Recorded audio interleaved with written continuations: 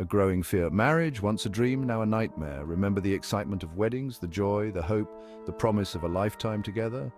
Today, a shadow hangs over this sacred institution. Across India, a growing number of men approach marriage with fear, not anticipation. Why? Because the laws meant to protect are increasingly being misused as weapons. The consequences are devastating, leaving families shattered and innocent lives ruined.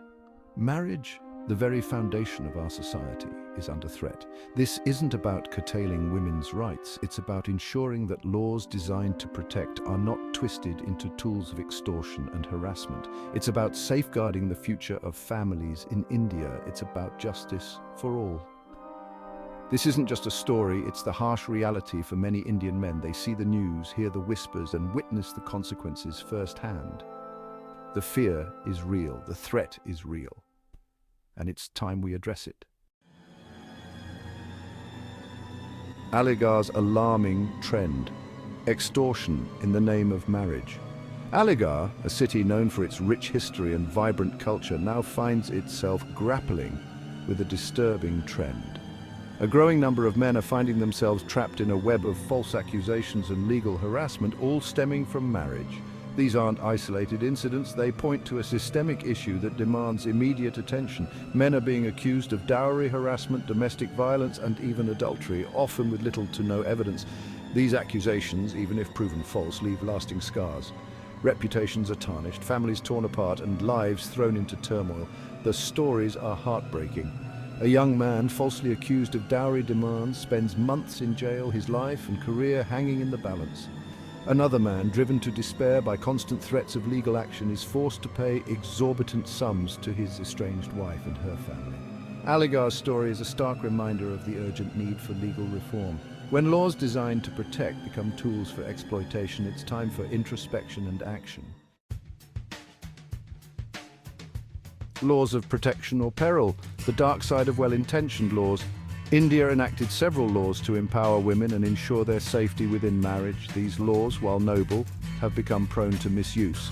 Dowry death, Section 304B Indian Penal Code, meant to protect women. It is now used to settle personal scores. Domestic violence, Section 498A Indian Penal Code, often misused by filing false complaints.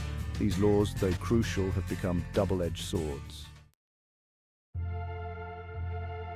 Trapped by accusations, the plight of innocent men. Imagine this: you are a man falsely accused by your wife under these laws. The police often take the woman's side without proper investigation. You are presumed guilty until proven innocent. The assumption of guilt is strong, and the process itself becomes the punishment. Even if a case is dismissed, the damage is done. The emotional, financial, and social costs are immense.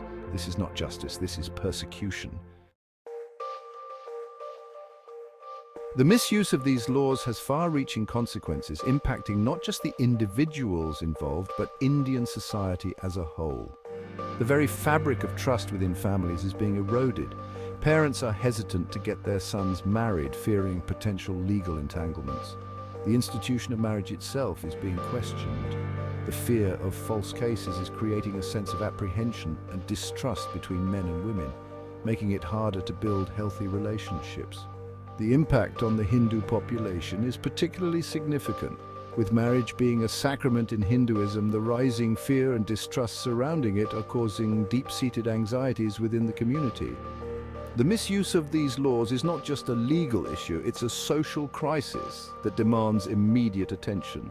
We need to find a way to protect women without jeopardizing the lives of innocent men.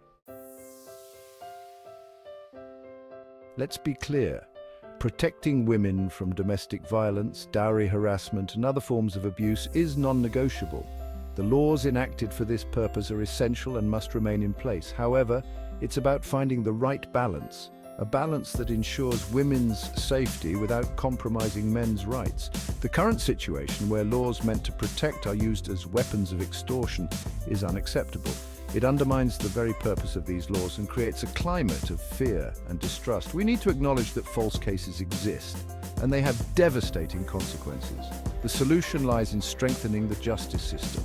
This includes thorough investigation, Police must conduct impartial investigations before making arrests, ensuring that accusations are credible and not driven by personal vendettas. Accountability for false accusations. Women who file false cases must be held accountable for their actions. This will serve as a deterrent and encourage responsible reporting. Sensitivity training. Police and judicial officers need to be sensitized to the issue of false cases and trained to handle such situations with fairness and objectivity. While strengthening the implementation of existing laws is crucial, there is also a dire need for legal reforms to address the loopholes that allow for misuse. Amendments to these laws should focus on making bail easier. The current system, which makes it difficult for men accused under these laws to get bail, needs to be reviewed. The principle of innocent until proven guilty should be upheld. Introducing penalties for false accusations. Stringent penalties, including imprisonment and fines, should be introduced for those who file false cases.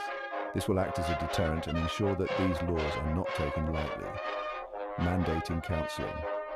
Making counselling mandatory for both parties involved in marital disputes can help resolve issues amicably and prevent unnecessary litigation.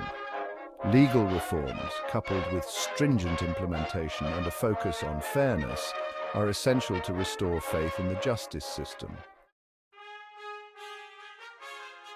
The current situation demands immediate attention from the highest levels of government. Prime Minister Narendra Modi, known for his decisive leadership and commitment to justice, must take the lead in addressing this issue. The Modi government should prioritize the following: setting up a review committee. A high-level committee should be constituted to review the existing laws, study their implementation, and suggest necessary amendments. Fast-track courts.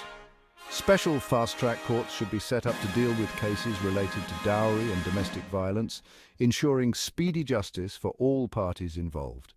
Public awareness campaigns, nationwide campaigns should be launched to raise awareness about the misuse of these laws and promote responsible reporting. The government has a moral and social obligation to ensure that laws designed to protect are not used to persecute. It's time for the Modi government to take decisive action and restore the balance of justice. Addressing the misuse of marriage laws is not just about legal reforms, it's about societal change.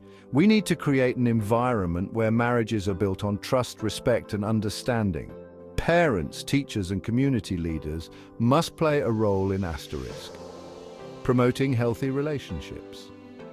Educating young people about healthy relationships, communication, and conflict resolution can help build a strong foundation for marriage. Asterisk. Encouraging dialogue. Creating open dialogues about the challenges of marriage and encouraging couples to seek counseling when needed can help prevent misunderstandings from escalating into legal battles. Asterisk. Challenging stereotypes. It's crucial to challenge gender stereotypes that perpetuate a climate of mistrust and suspicion between men and women. By fostering a culture of respect, understanding, and accountability, we can create a society where marriage is cherished and the law is a shield for the innocent, not a weapon for the malicious. The sanctity of marriage, a cornerstone of Indian society, is under threat. It's time for all stakeholders to come together to protect this sacred institution from being tarnished by false cases and legal misuse. This is not a men's rights issue or a women's rights issue. It's a human rights issue. It's about ensuring that the law is just and equitable for everyone, regardless of gender. We need to work together to create a society where marriages are built on love, trust, and mutual respect, and where the law serves as a true guardian of justice, not an instrument of revenge. The misuse of marriage laws in India is a complex issue with far-reaching consequences. While these laws are crucial for protecting women's rights, their misuse has created a climate of fear and distrust, victimizing countless men and their families. The solution lies in finding the right balance, a balance that ensures the safety and dignity of women while safeguarding the rights of men. This requires a multi-pronged approach, stringent implementation of laws, legal reforms to address loopholes, and a societal shift towards greater understanding and respect within marriages. It's time for India to reclaim the sanctity of marriage a sacred union based on love, trust, and mutual respect. Let's work together to create a society where the law is a beacon of hope and justice for all.